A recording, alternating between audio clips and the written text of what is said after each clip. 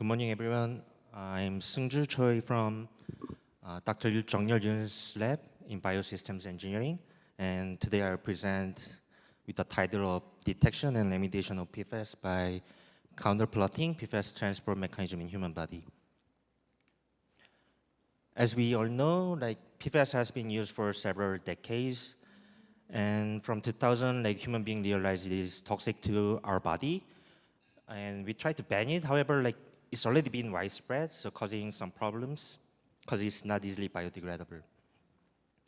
So if you look at the PFAS contamination in Tucson specifically, we have Superfund site near airport, and we can find some articles that the PFAS concentration reaches up to 50,000 ppt, which is far above the EPA guideline.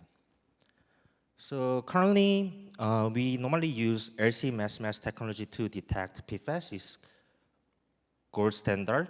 However, this technology is quite time-consuming and also expensive.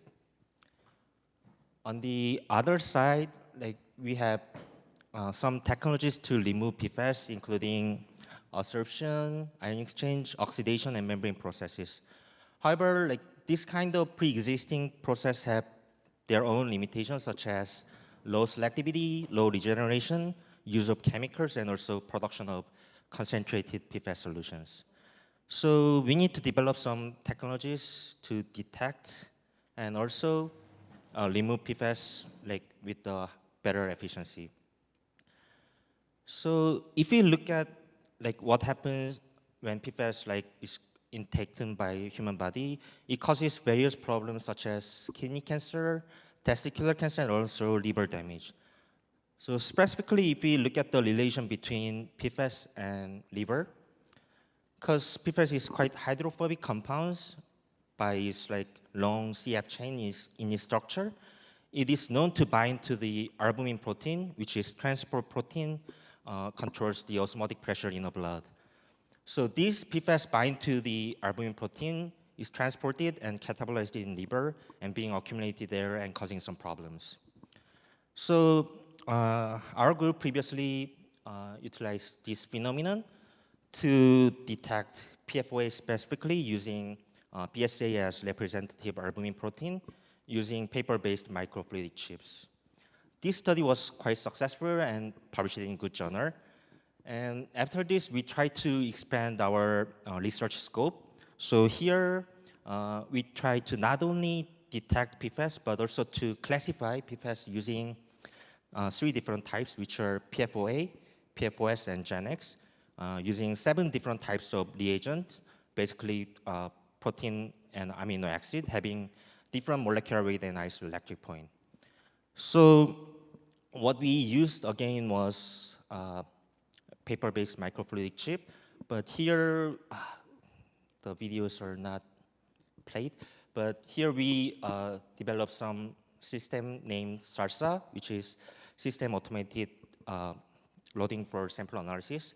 This is quite automatic system that we can minimize the human error during the experiment. So here we first prepare the solution, which is mixture of PFAS with some reagents, and the paper microfluidic chip is dipped in the solution to make the flow.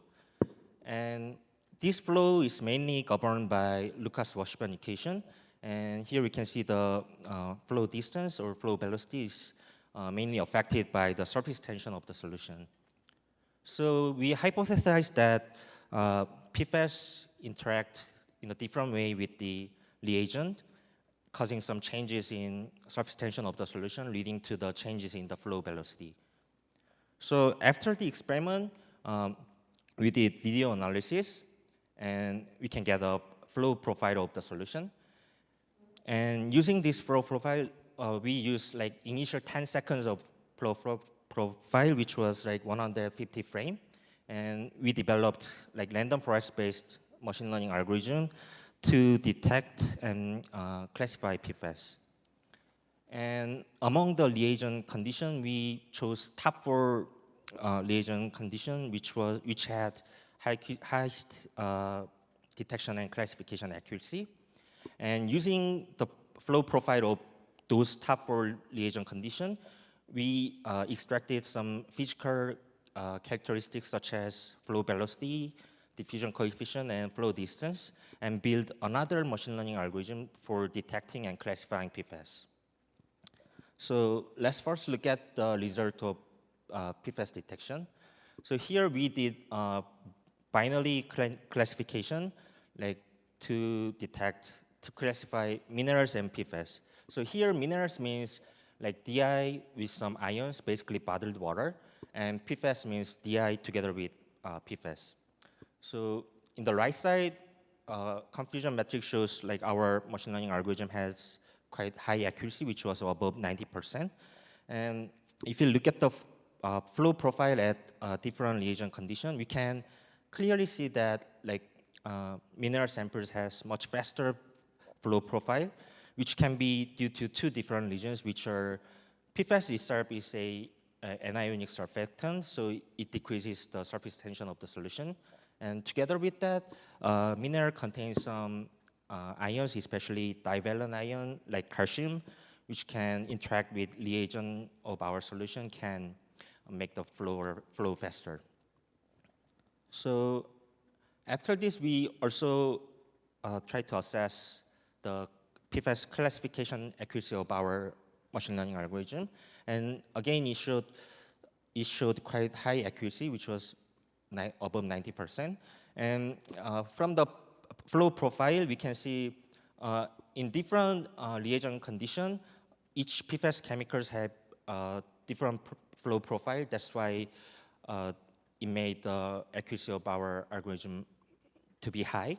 And specifically, if we look at the result of BSA, it was quite interesting and straightforward, which shows that flow of PFOA and PFOS was much faster than that of GenX. And we think that PFOA and PFOS are large molecular weight PFAS compounds compared to GenX, and it should have a stronger hydrophobic interaction with BSA, which can make flow much faster. These are what we have done like until now for PFAS classification and detection project. And at the end of like this presentation, I will let you guys know our future plan for this project. So my second part of project is about like removing PFAS in the water sample using albumin protein coated membrane. And here we hypothesize that if we coat albumin on the membrane surface, it will have not only hydrophobic interaction, but also have some electrostatic interaction to better absorb, to better capture PFAS present in the solution. So the membrane that we used in our experiment was like PBDF, which is quite stable substrate. We tried to use like polydopamine chemistry to coat BSA on the membrane surface, like inspired by marine environment. So we first coat the PBDF membrane with polydopamine and use PDA as glue for the further coating of BSA. And to assess the PFAS removal ability of each membrane, we use portable membrane filtration setup. And here we use like 50 ppb of PFOA as feed solution and apply 20 psi of the pressure to get a permeate solution. So if we first look at the result of continuous filtration experiments, the x-axis of this graph shows the filtrated amount of PFOA, and the y-axis shows the absorbed amount of PFOA like after the experiment. And from the result, we can see there's no clear difference in absorption between PBDF and BSA coated membrane. However, if we look at the trend of the absorption, for the PBDF membrane, we can see the absorption was quite plateaued, while we can see there's some more room for BSA coated membrane to absorb, like further used to absorb PFAS. So we've already done the additional experiment and waiting for the LC-mass result. So I'm happy to let you guys know the result after this presentation. And other than this, we also try to evaluate the PFOA removal efficiency at varying pH condition. And interestingly here, the BSA coated membrane had higher PFOA removal efficiency compared to other two membranes. And we think that because like at acidic pH condition, which is pH 3, is like above, is below the isoelectric point of the BSA. So at this condition, BSA will be positively charged.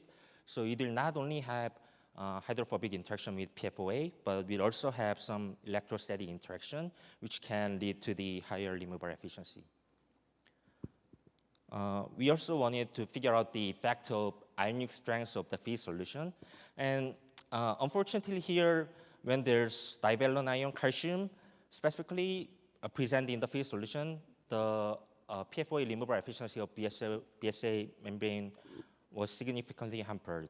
And we speculate that because it is well known that calcium interacts strongly with BSA, it somehow interfere like PFOA bind to the absorption site of BSA.